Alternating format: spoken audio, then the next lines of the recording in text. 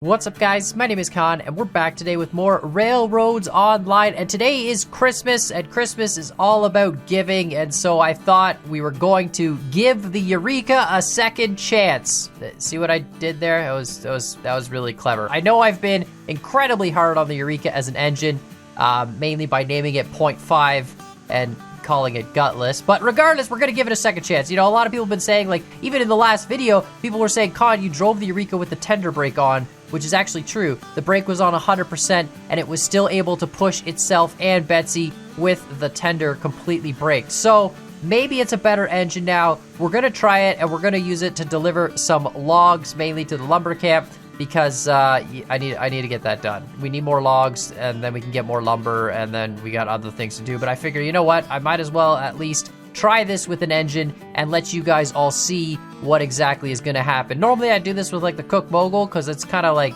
my favorite flat line engine for now, but yeah, I figure I might as well show you guys and see just if the Eureka is actually worth something. I've been incredibly hard on it, but you know, I got it right away. It was the first engine we bought, and Betsy, of course, was way more powerful than it, so we're gonna try it.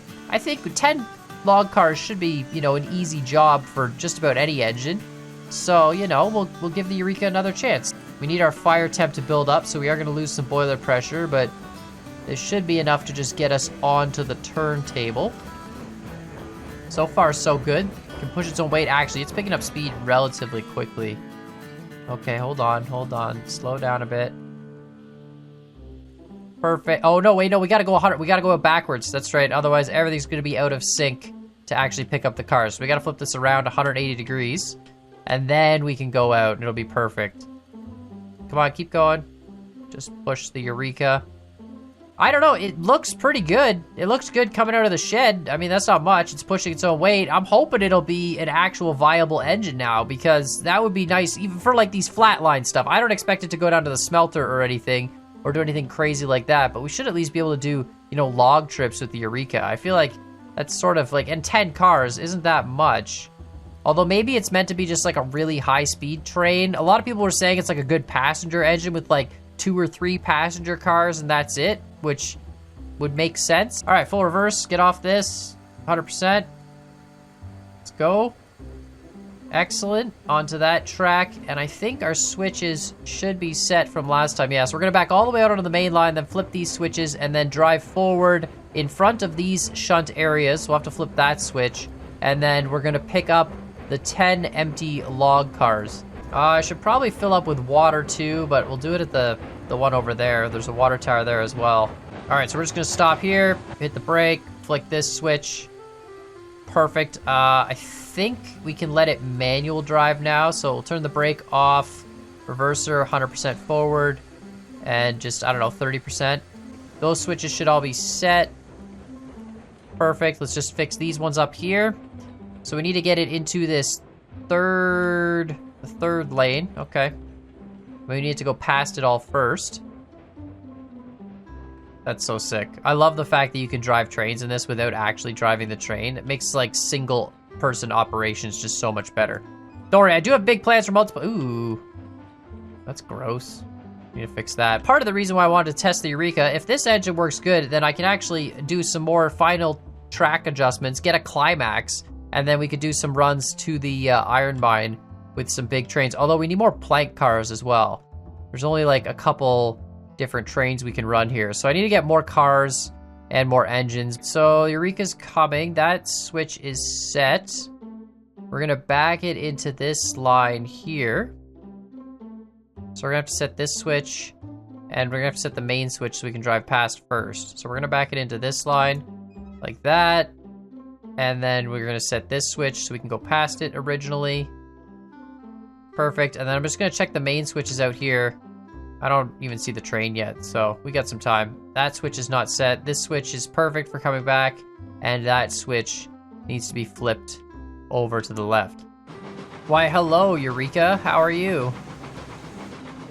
Little gutless? All right, I overshot. Hold on, stop. Yeah, we need water first. Let's fill up on water. That's gonna be important. Don't want to accidentally run out of water somewhere in the middle. We only have 1,200 left, which isn't really that much. I think this can still hold 5,000 in this tender.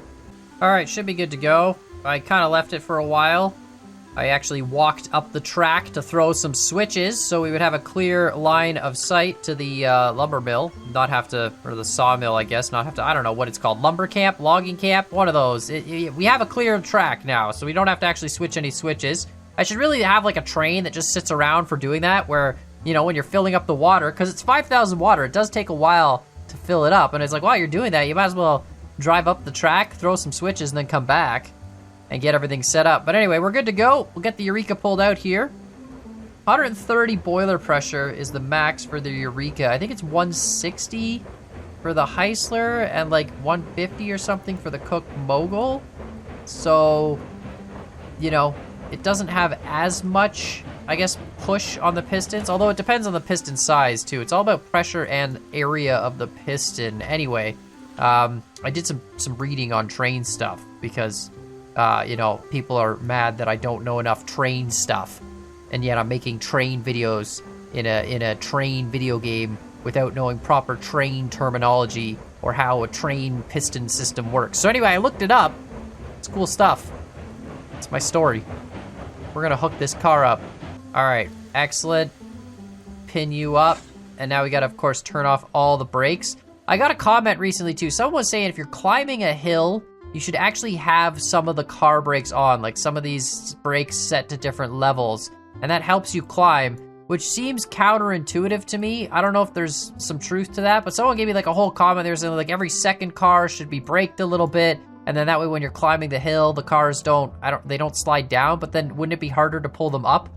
Like it didn't really make sense to me, but I don't know. I gotta go look that one up. I've never really read up on mountain train operation. I was just learning how steam locomotives work. I didn't realize that becoming a YouTuber would actually educate me on trains, so apparently that's what my life is now. Anyway, let's get going here. 130 boiler pressure, 24 fuel. We are good on the fuel, fire tech. I mean, we're moving. It's good. 10 cars. The Eureka can pull it. These are empty. It's whether or not we can pick up enough speed to make it up the 3% grade to the logging camp, but I think we'll be able to do it.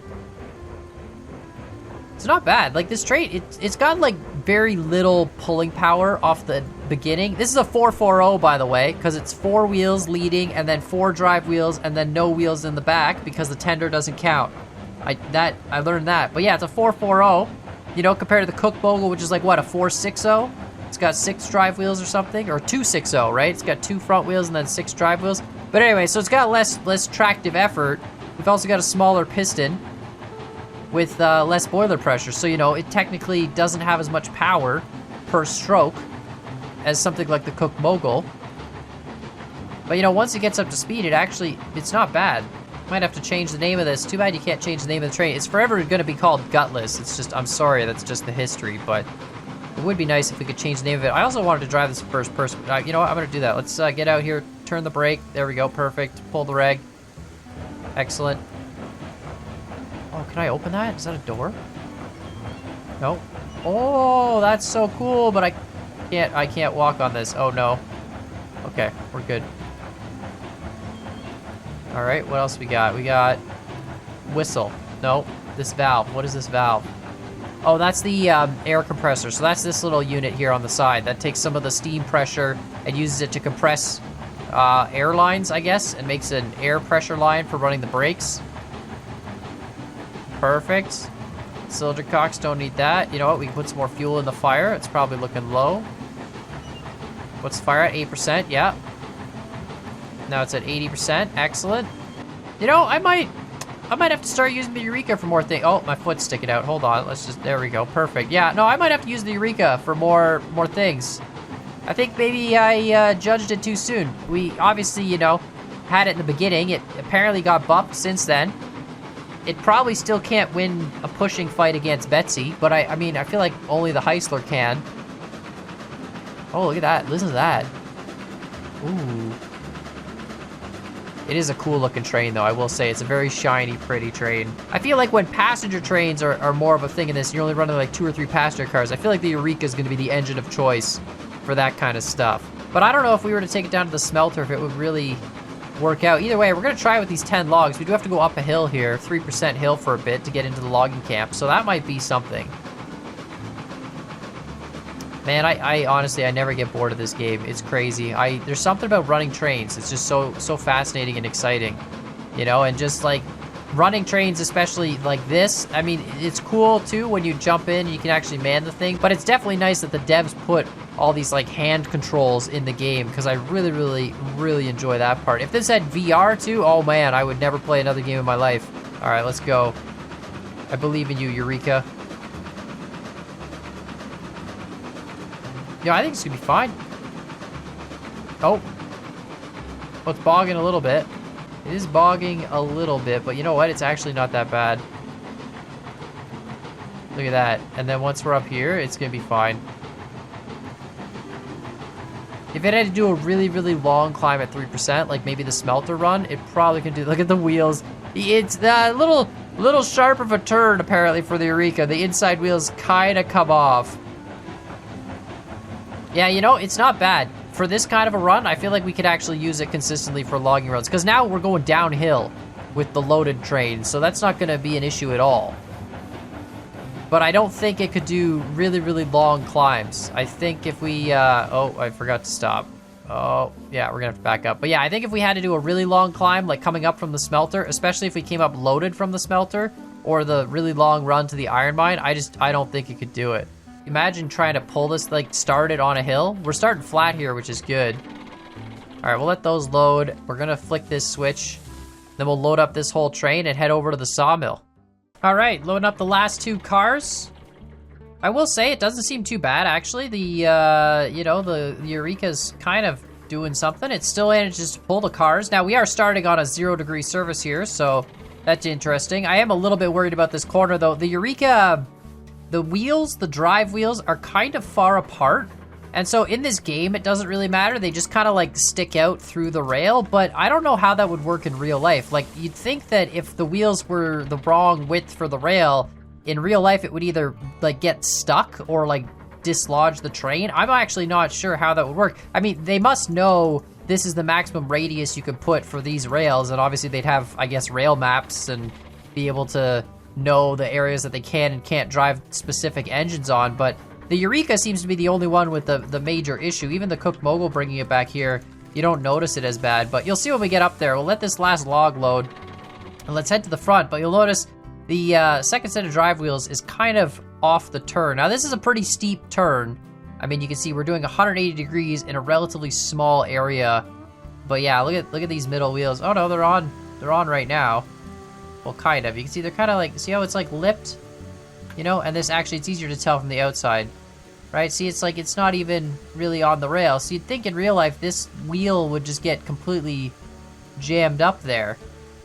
I don't know how that would work. Not really concerned about it. Either way, we're loaded. Good to go. Let's put some fire in, because we've been sitting for a while. So let's just get this. I love the fact that you have to actually use the firebox now. It's awesome. All right, so we got that going. Brake pressure, good, fully loaded, excellent. Switches should be set. Let's give her full throttle and hopefully not pull this car off the line, but we shouldn't. I mean, these are weighted now, so it should be good. And of course, once we get going, it'll be great. Yeah, I'm actually really curious about this. I'm gonna have to look that up, how that works. Because when you're on like a really steep radius, like these wheels, that wheel's off. And you'd think that this would just, like this whole, like look at how far it off is there. That radius gets worse. So you'd think that you'd have a real problem with that. Like it would just break the train. Because like there's a lip on the inside of the wheel that would then have to ride over the rail. I mean, I'm glad this game doesn't care that much about it, because that would really suck. Like this train just derails on these corners. But yeah, this corner's way too steep. I think this is like a 25-degree corner, to be honest. We're moving now. Probably should, you know what, I'm just gonna cut the regulator. We're probably gonna get going pretty quick down this hill. Give it 30% brake. I won't accidentally derail. That would suck. We got all 10 cars, right? 1, 2, 3, 4, 5, 6, 7, 8, 9, 10. Perfect. I always like to double check ever since that incident where I came back with 11 after I had left with 12. So, you know, now I've been just double checking to make sure I actually keep the ball and the links don't magically break or something. All right, we can go now. This is amazing. This will be fine. Full reg. Perfect. awesome. I love watching the train like snake in behind the engine. It's so great. I also thought about it too. I've got an idea. We're gonna unload these logs, and right now the switches at the lumber mill where we're going should all be set up to go down to the smelter. So what we're gonna do is we're gonna unload, or are they going down to the smelter? Well, they're either going down to the smelter or they're going down to the iron mine, but they're set in that direction. So we're gonna unload these logs, and then we're gonna take the Eureka down to the smelter, loop it around the smelter, and try bringing it back up the 3% grade all the way from the smelter with 10 empty cars. I don't think it's gonna do it, but if it could do it, then it would actually be a relatively viable train for doing runs to the smelter with like cordwood and stuff, because you're bringing them down full and back up empty. So we might be able to actually use it for that kind of thing. But I really want to see, I'm madly impressed with its performance so far. It's been doing quite well with 10 log cars. I thought it would bog down by now. And here we go, we're going up the 1% little climb here, but I don't think it's gonna struggle with this at all. It's got some speed. Doesn't sound like we're bogging down any. No, that sounds great. So it can handle 1%.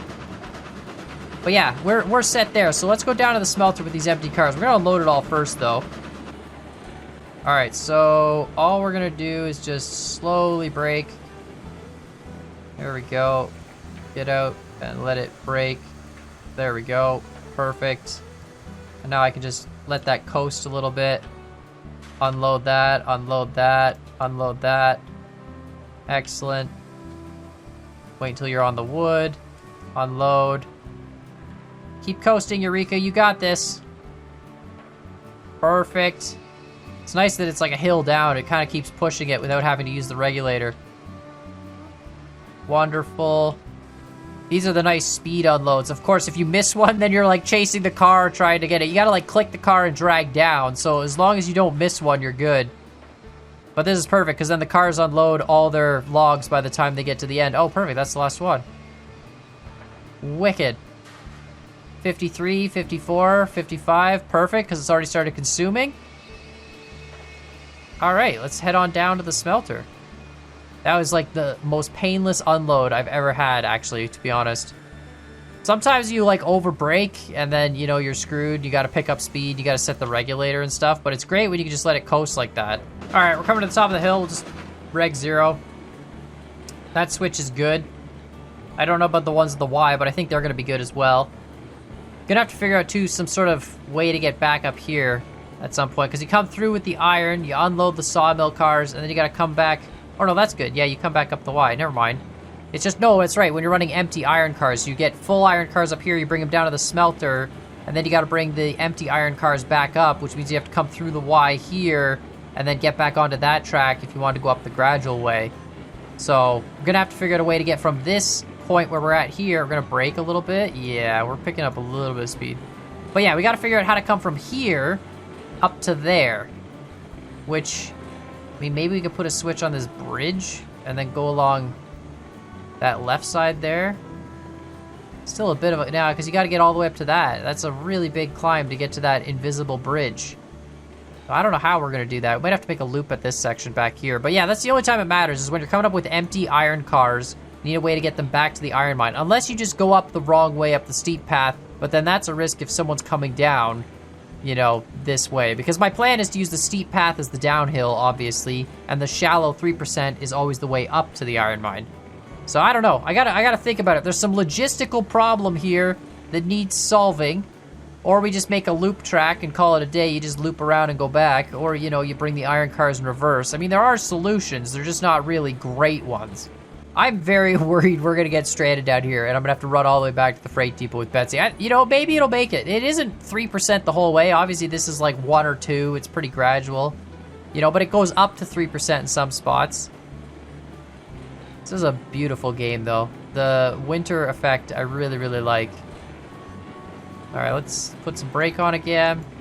Actually, you know what we need to do? We need a manual drive now. So let's get out of there. Let's turn the brake on to like 20% manual. How are we doing for fire? Probably almost dead. 0%, yeah. 174 degrees, so let's put some more fire in. All right, 71, excellent. Get some more. Okay, and then when we get to the bottom of this hill, Yeah, so we're gonna get off. We're gonna well, when we get to the bottom of the hill, we're gonna turn the reg on a little bit, turn off the brake, let it drive around its own. We'll flick the switch, and then we'll just wait for it to come back, and then ride it all the way back up. Actually, we'll probably just turn the reg on 100%. Perfect. And then we'll jump back on when it comes back around here. That switch is fine, right? That switch should be fine. All right, we got 130 boiler pressure, we got fuel, we got fire temp, full reg.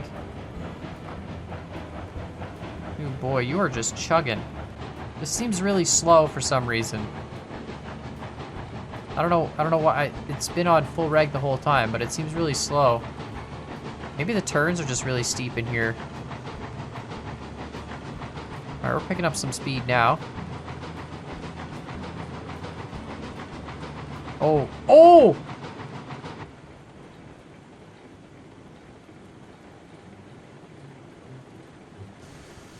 What?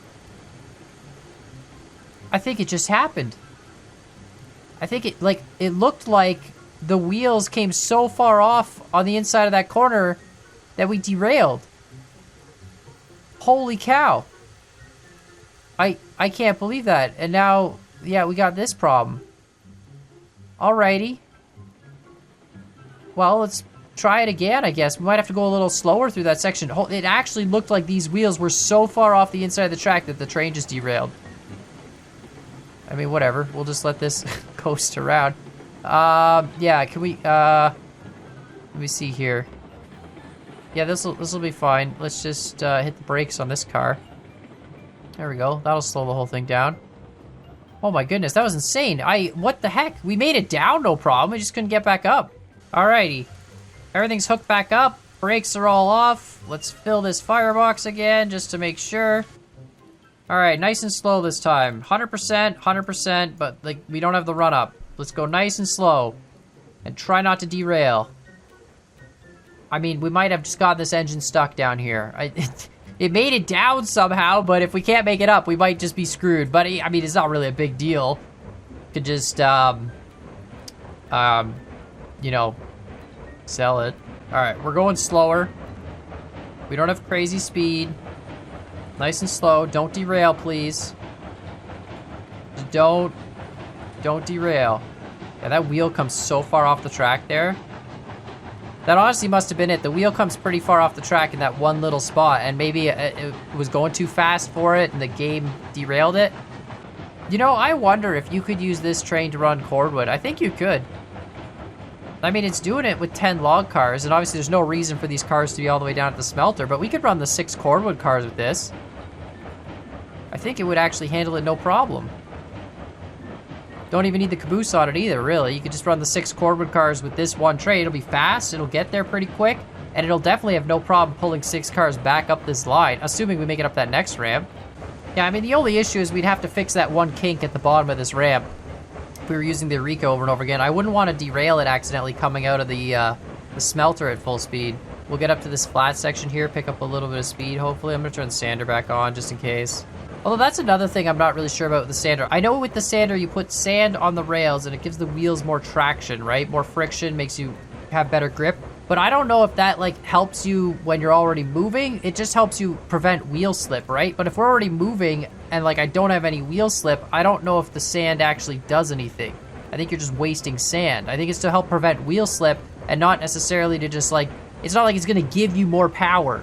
You know what I mean? It's just gonna prevent your wheels from sliding. I don't really know, but I'm pretty sure the way I'm using sand is probably wrong. Like, you probably only need it when you're starting on a hill. I don't actually know, because it's a wheel slip preventer, not so much a, you know, give me traction kind of. I don't know. I'd have to read up on that.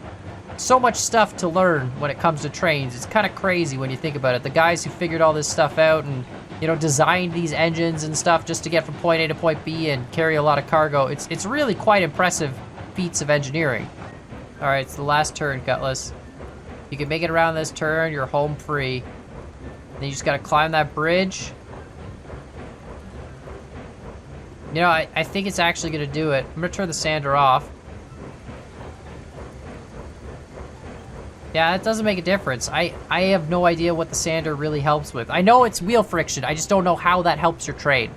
I'm sure someone will tell me in the comments below. Okay, like 50 feet, Gutless, you got this. You got this. This is like your graduation ceremony. You're becoming a viable train in the fleet.